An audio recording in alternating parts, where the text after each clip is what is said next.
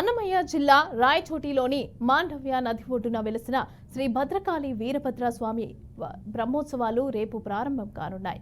మార్చి 5 వరకు 11 రోజుల పాటు బ్రహ్మోత్సవాలు అత్యంత వైభవంగా జరగనున్నాయి.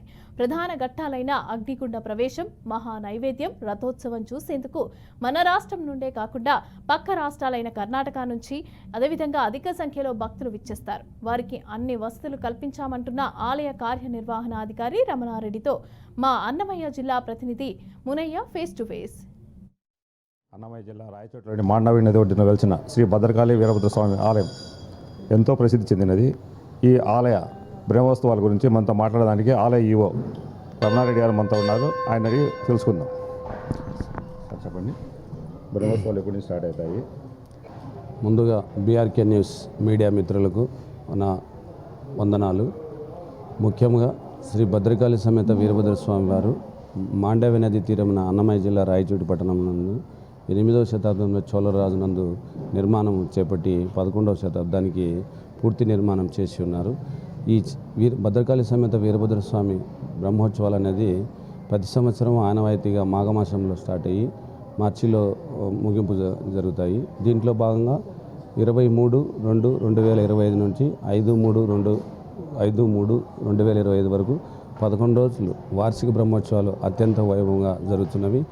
ఈ క్షేత్రం శ్రీశైల క్షేత్రం తర్వాత ప్రథమ క్షేత్రంగా వీరభద్రాలయాల కల్లా మూల స్థానంగా విరాజిల్లుతుంది. ఈ క్షేత్రాన్ని మన రాష్ట్రంలో కంటే కర్ణాటక రాష్ట్రం గల మొత్తం జిల్లా నుంచి ఈ క్షేత్రం యందు వీరశైవ అగంపకారం పూజలు జరుగుతున్నందున కర్ణాటక రాష్ట్రం నందు లింగాయతులు వీరశైవ భక్తులు ఎక్కువ ఉన్నందున ఈ క్షేత్రాన్ని దర్శించడం జరుగుతున్నది.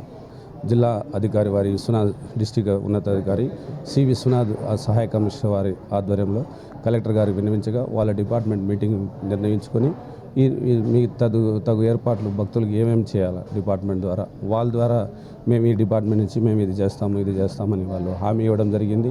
వాళ్ళ ఆదేశంలో భాగంగా డిస్టిక్ ఎడ్యుకేషనల్ డిపార్ట్మెంట్ నుంచి మెయిన్ భక్తులకు వసతి నిలయము, త్రాగునీరు, టాయిలెట్స్, మరుగుదొడ్డి కాబట్టి బ్రహ్మోత్సవాలలో ప్రధాన ఘట్టాలు అయినటివి ఏమిటివి? 1/3/2025 నంది ఉత్సవము నైట్ ప్రధాన ఘట్టమైంది. బ్రహ్మోత్సవాల్లో 2వ తారీఖు మార్నింగ్ 4 గంటలకు స్వామివారికి మొక్కుబడి ఉండే భక్తులు, స్త్రీలు తడి బట్టలతో భక్తులు, మగవాళ్ళు జెంట్స్ అయితే పురుషులైతేనేమి స్త్రీలైతేనేమి తడి బట్టలతో అగ్నిగుండం నందు నడచడం జరుగుతుంది. తదనంతరము 11:45కు మహానైవేద్యం అనేది రోజుకు పడే లెక్కన 365 పళ్ళు బియ్యము కొలిచి ఆల్ వెజిటేబుల్ కూరగాయలతో అవి ఉడకబెట్టి దంచి నెయ్యితో అత్తరాశాలు చేయడం అనేది ఇక్కడ ప్రాధాన్యత. ఆ అత్తరాశాలకు అనేది ఒక పేరుంది. స్వామివారి రాశి మీద పోసేటప్పటికి మటుకు అవి తీయగానే ఉంటాయి.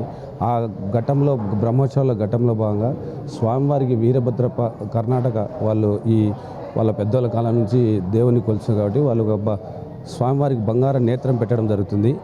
ఆ నేత్రం వారి ద్వారా తీసుకొని అర్చక స్వాములు స్వామివారికి ధరించిన తర్వాత ఆ స్వామివారి బంగారు నేత్రం, ఆ దివ్య దృష్టి అనేది స్వామి కుంభాభిషేకం కుంభం మీద అన్నరాశి మీద పడినప్పుడు ఆ అన్న ప్రసాదం అనేది సప్పగా అవడం జరుగుతుంది. ఇప్పటి కనుక ఆ ప్రసాదాన్ని ఆ కుంభరాశిని చూడడానికి తండోపతండలుగా కర్ణాటక భక్తులు చూడడం జరుగుతుంది.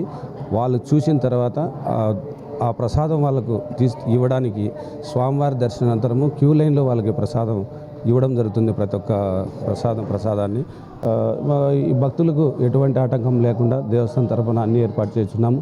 ఇప్పటికే విద్యుత్ దీపాలంకరణ ఆల్రెడీ అయిపోవచ్చేసింది. సున్నపూతులు అయితేనేమి, రంగులు అయితేనేమి అన్నీ ఇప్పటికే భక్తులకు ఎటువంటి ఆటంకం లేకుండా చేస్తున్నామని తెలియజేస్తున్నాం. ఈ ఆలయ విశిష్టత ఏంటి? భైరవం భైరవాకారం భద్రం భద్రేశ్వరం ప్రభుం రుద్రం రుద్రగణాధీశం వీరభద్రమహం భజే. ఆంధ్రప్రదేశ్ అన్నమయ్య జిల్లా రాయచోటులో వెలిసినటువంటి వీరభద్రస్వామి వారు చాలా మహిమాన్వితమైనటువంటి దైవం. ఈ యొక్క స్వామివారి ఆలయాన్ని 8వ శతాబ్దంలో రాజరాజ చోళులందరూ నిర్మాణం చేశారు. తదనంతర కాలంలో శ్రీకృష్ణదేవరాయల వారి కాలంలో ఆలయాన్ని జీర్ణోద్ధరణ గావించారు. అప్పటి నుంచి కూడా స్వామివారిని ఎంతో రాజాదిరాజులందరూ కొలుచుకుంటూ వచ్చారు. ఆ రాజాదిరాజులు అందరూ కొలుచుకున్నారు కాబట్టి ఆ స్వామిని రాచరాయుడని ముద్దుగా పిలుచుకున్నారు. ఆ రాచరాయుడు వెలిసినటువంటి ఊరే రాచవీడయింది.